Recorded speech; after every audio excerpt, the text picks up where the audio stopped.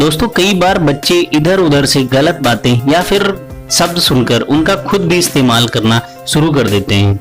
ऐसे में कई बार पेरेंट्स उनकी इस बात को शरारत समझकर इग्नोर कर देते हैं, मगर ऐसा करने से आप केवल उनकी बुरी आदत को बढ़ावा देते हैं जो आगे चलकर उनके लिए नुकसानदायक सिद्ध होती है।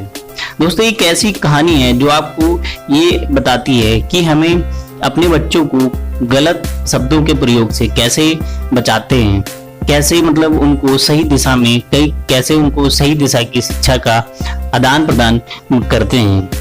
निशा की बेटी विभूति स्कूल से पढ़कर आई। निशा ने कहा, विभू बेटा टिफिन निकाल दो, सरला धो देगी। माँ की बात सुनते हुए विभूति ने अपना टिफिन बैग निकाला और सरला को देते हुए बोला, सरला या लो टिफिन। निशा जब तक कुछ समझ पाती विभूति कमरे में जा चुकी थी। बात हो गई।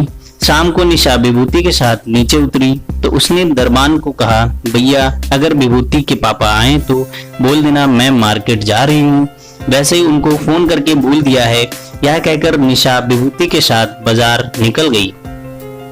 बाहर निकलते ही निशा को एक रिक्शे वाला मिल गया। रिक्शे वाले से मोल भाव करते हुए निशा बोली, भैया सर्वेश्वर चौराहा तक जाना है। रिक्शे वाला बोला, बहन जी बैठिए। जैसे ही दोनों मार्केट पहुंची विभूति का जूता फट गया। निशा बोली, अगर कहीं मोची मिल जाए तो तुम्हारे जूते सही करवा देती हूँ। इधर उधर ढूंढने के बाद उन्हें एक मोची मिल गया। निशा ने विभूति से कहा, जूते उतार कर दे दो। विभूति ने नाक मुंह सिकोड़ते हुए जूते उतारकर मोची को ऐंठ कर देते हुए कहा, ये लो जूते और जल्दी से ठीक कर दो। निशा ने विभूति के इस बर्ताव पर आंखें दिखाई। विभूति चुप हो गई। मार्केट करने के बाद निशा विभूति से बोली, घर पर खाने के लिए कुछ सब्जी ले चलते हैं, सब्जियां खत्म हो गई हैं। यह कहकर निशा सब्जी लेने लगी। सब्जी छांटने के बाद निशा ने सब्जी वाले से हिसाब लेने को कहा, पर सब्जी वाला बहुत व्यस्त था। जब वह नहीं सुन रहा था तो विभूति ने झगड़ते हुए बोली, ऐ सब्जी वाले, सबसे पहले हमारा हिसाब कर दो, हम कब से खड़े हैं। घबराकर सब्जी वाले ने हिसाब दे दिया, पर निशा को विभूति का यह व्यवहार अच्छा नहीं लगा। विभूति ने रौब झाड़ते हुए कहा, देखा मम्मी, एक बार ही फड़का दिया सब्जी वाले को, कैसे फटाफट हिसाब कर दिया उसने।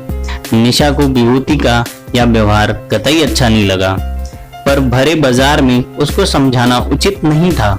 वह नोटिस कर रही थी विभूति के गलत व्यवहार में कुछ बदलाव हो रहा है। वह सब्जी वाले, रिक्शा वाले, काम वाली, दूध वाले से तू तड़ाक कर बात करने लगी है। दोनों घर पहुंच गए। रात को घर की घंटी बजी। विभूति ने दरवाजा खोलते हुए कहा, राम सिंह दूध लेकर आया है। यह कहकर वह अपने कमरे में चली गई। निशा उसके बदलते व्यवहार से हैरान थी। निशा ने दूध लिया और सीधे विभूति के कमरे में पहुंच गई।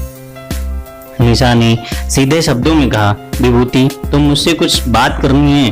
विभूति बोली, बोलो मम्मा, क्या बात है। निशा ने कहा, मैं देख रही हूँ 1-2 दिनों से तुम्हारे व्यवहार में और बोलने के तरीके में काफी अंतर आ गया है।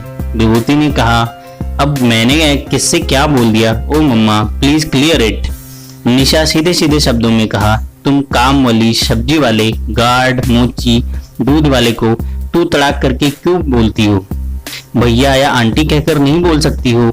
विभूति हैरान होकर बोली, मम्मा आपको क्या हो गया है, आप इतनी सीरियस क्यों हो रहे हैं इस बात को लेकर? अरे छोटे लोग हैं ये, भैया या आंटी बोलने की जरूरत नहीं है, इनका स्टैंडर्ड हमारे स्टैंडर्ड से मैच नहीं करता है।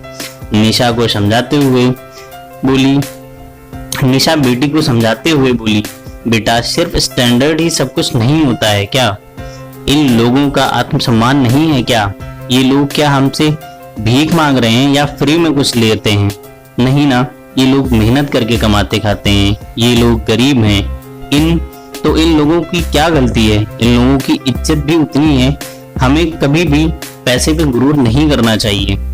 Time is very powerful, standard कभी भी बदल सकता है। इन लोगों का पद भले ही छोटा हो, पर इनकी उम्र हमसे बड़ी है। या दूध वाला तुम्हारे दादाजी की उम्र का है से कितना बड़ा है। क्या तुम अपने दादाजी को नाम लेकर बुलाओगी?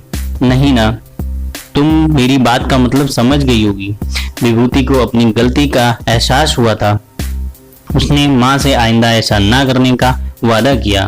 दोस्तों, हमारे आसपास ऐसा जरूर देखते हैं कि हमारे बच्चे इन लोगों को तू तड़ा करके बात करते हैं या इनका नाम लेते हैं, जो कि बहुत गलत है।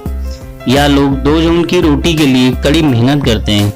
अगर हम इनको भैया या आंटी कहकर बुलाते हैं तो इनके चेहरे पर एक अलग खुशी आ जाती है। दोस्तों, यही इसी तरीके की शिक्षा हमें अपने बच्चों को देनी चाहिए। अगर वो कहीं भी गलत शब्द का इस्तेमाल करते हैं तो आप उनको तुरंत रोकें, ना कि उनकी बात को आप इग्नोर करें। दोस्तों, अगर हमारी वीडियो आपको पसंद आई है तो आप वीडियो को लाइक करें और हमारे चैनल को सब्सक्राइब करें।